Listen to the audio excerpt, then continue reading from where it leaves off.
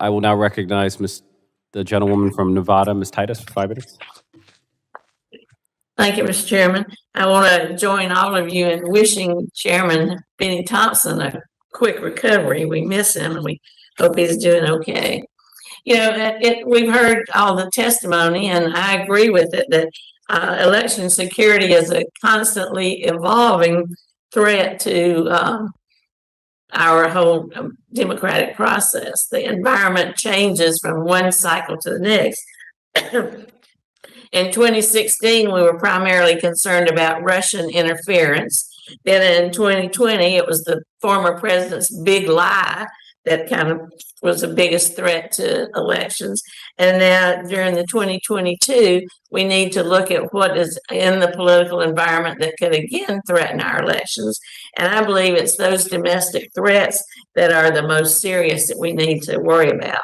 Last month, I wrote a letter to Secretary Mayorkas. Many of the members of this committee signed on to it to raise concerns about the increased threat environment as a result of the Supreme Court's decision to overturn the right to abortion.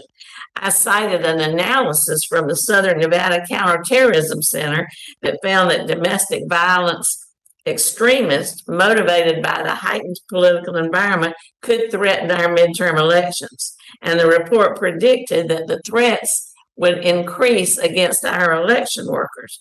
In fact, in 2019, the number of attacks in the U.S. against abortion providers more than doubled. And I'm afraid that our elections will bear the brunt of that in the upcoming months, and that our election poll workers could be the targets as well.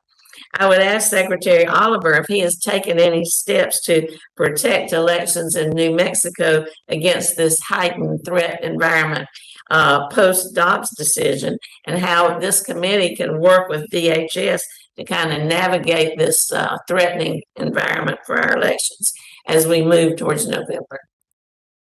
Thank you, Congresswoman. We certainly are, and let me just say this.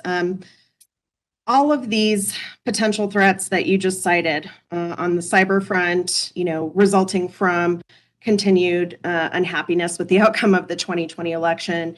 In 2020, of course, we were dealing with civil unrest across the country leading into elections. And so, you know, response to the Dobbs decision, potentially could see similar things. So yes, to answer your question, we very much are. We coordinate very closely with not only our federal law enforcement, but our state police and our local law enforcement partners. We meet with them regularly. We set up virtual situation rooms in the lead up to and on election day to monitor not just the cyber environment to ensure that it is secure, but the physical environment of our polling places and any place where voting activity or ballot processing activity is going on around the state. We continue to learn more, and so we continue to develop more tools and plans for how to deal with that more effectively as each election passes. Well, it sounds like New Mexico's doing a good job. Some of the rest of us could learn from you establishing these best practices. Any one thing you could recommend that we ought to go home and talk about to our own state election departments? One great thing that we're doing here in New Mexico, and I know some other states are doing this as well, is we've also formed a partnership with our New Mexico State Air National Guard. Their cyber task force comes and works on site with us during the election process as well. So we've added additional eyes and ears and expertise to monitor our cyber environment to ensure that that's safe. And it's been a wonderful partnership. I recommend it in every state. Well, we certainly do that. Thank you so much. I yield back.